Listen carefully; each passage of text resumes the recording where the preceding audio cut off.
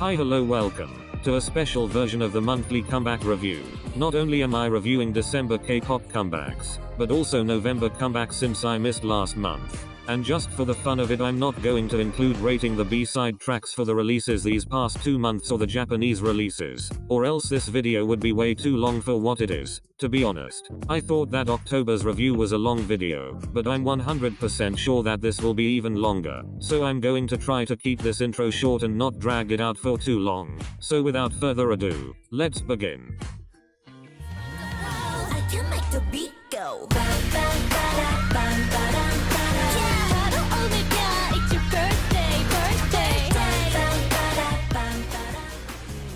Let's start this video with one of the best groups in the entire K-pop industry. Feel my rhythm set my standards somehow even higher than ever for Red Velvet's music. And well, at first this song confused me.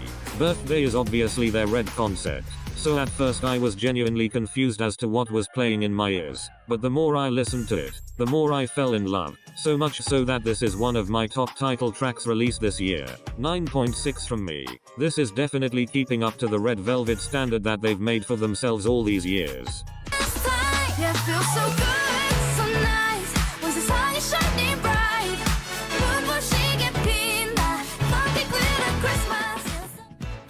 It's definitely a Christmas song to say the least, and by that I mean this should only be listened to around Christmas time. There is no chance that you will be catching me or most other people listening to this at any other time of the year. Considering NMIXX's limited discography song numbers, you can't really say whether this is their breakthrough, especially when it's a Christmas song. Honestly, I don't like it. It's just too quirky. 3.8 from me. Swiftly moving on.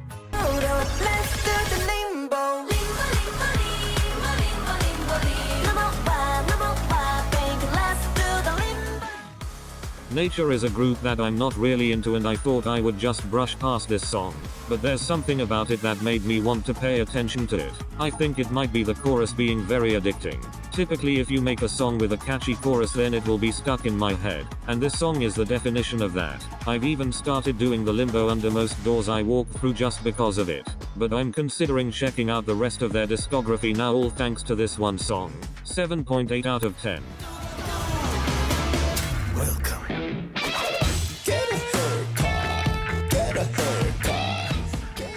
I'm gonna get hella backlash for this, but I really don't care all that much for ex-Dinnery Heroes. They're just not making music that I like. The whole K-band thing is cool, but I can't make this up. I can't stand when it's playing in my ears. Even the instrumental isn't hitting for me. Like, what is this?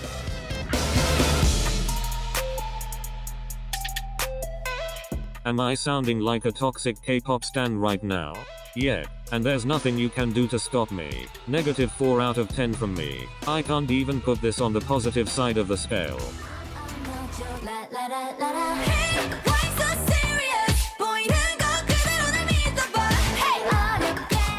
I'm gonna be honest, I like sneakers, and I like boys like you. What you gonna do about it? And then they released Cheshire? You best believe I was eating it the fuck up. Is it their bestest ever groundbreaking award-winning title track? No. This is what I've been needing from ITZY. Can we ignore boys like you and sneakers? This restored my faith in ITZY. They're back to making good music again. Call me crazy, but they never had a bad era. I'm probably standing alone here, but I couldn't care less. Yes, Cheshire is good, but so are their recent comebacks. To be honest, I know I say I have rather generic taste in music, but this is probably where I'm going to get the most shock from you all. This is getting a 9.1 from me. I love this song.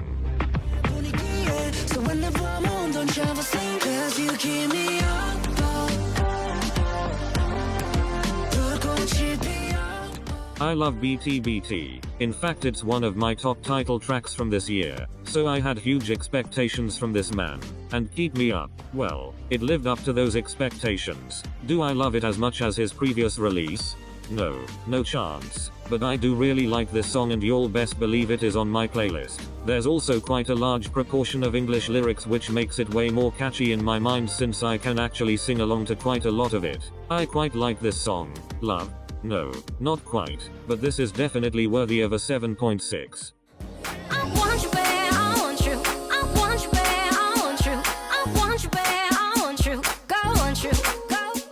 I don't know what's in my head more. Zom zom zom zom zom zom zom zom, or I want you babe, I want you, I want you babe, I want you. If I'm being honest, the thing I love most about this is the album cover. It's so pretty. For what reason? I know I said I typically like songs that are catchy and have some repetitive parts. Keyword being some. This song was honestly too much for me that I got sick of it on the second listen. And that wasn't even after the entire listen. This song is too much for my head to handle, but not necessarily in a bad way. It just isn't for me. Decent though.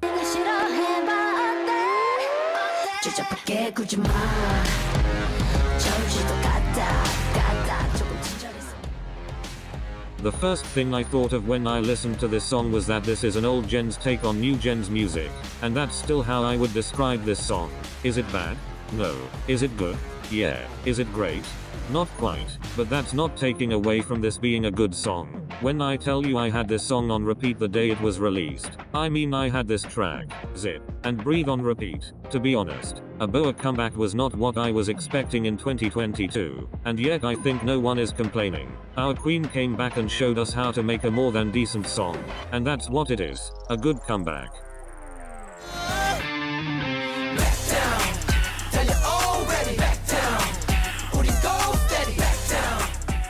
P1 Harmony's music has always been hit or miss with me, with it being a hit most of the time. They're not my favorite artist in the K-pop scene, but I do quite enjoy listening to them.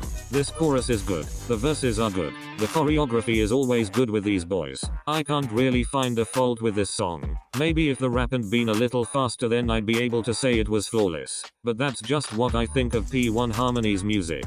Loud yet listenable and fast. 7.1 out of 10 from me. I fall in love with you.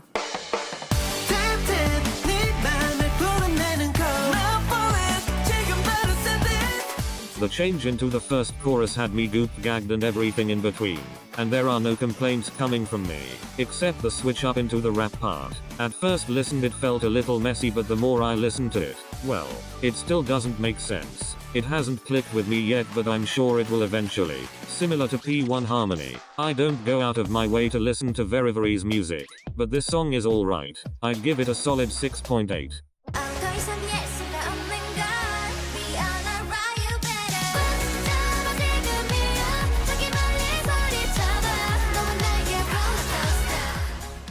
These girlies are so underrated, and for what? Every comeback from them is perfect, and to be honest I would expect nothing less from them. Catch the Stars was the song that turned the K-pop listeners' attention to them and y'all. If people have just stopped at Catch the Stars and haven't gone on to listen to Danger or Roller Coaster, I feel sorry for them. This song is so cute and I fell in love on first listen. 9.5 from me.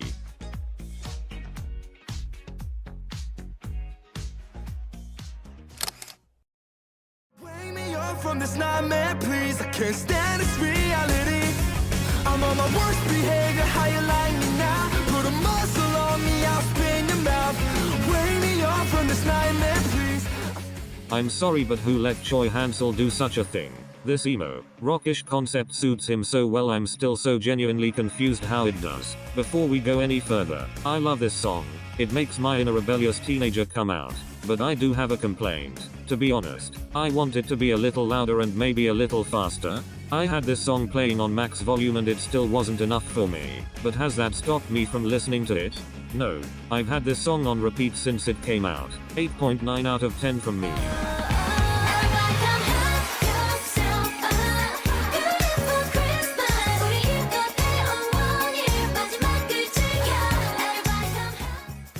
Another Christmas song. Red Velvet have been working hard this time of year, damn. The music video is honestly so pretty I had no words when I watched it. But what would you expect from these visual queens? However, this song is so forgettable to me.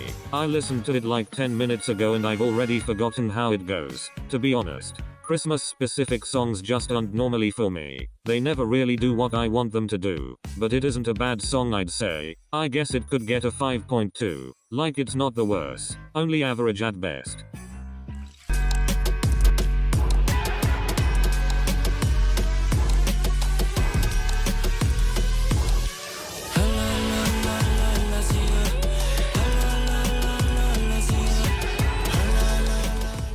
You You best believe that I was shocked and excited and every emotion in between when 80s announced more music, and then they released the track list. Why is IT only one new song with 3 remixes and an album outro song? I need more new songs to make content with. Anyways, this song goes so hard, I genuinely love it so much. As a certified attorney, I feel I have the right to make this comment. I prefer Halasia much more over Gorilla. All this song needs is a fix on from Mingy and it would even be competing with Unsa for their best title track. 9.8 from me. Am I being biased?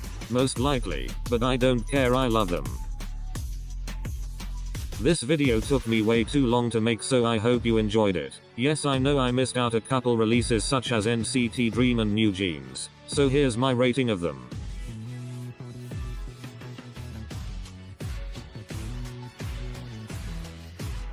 I'm tired. Bye.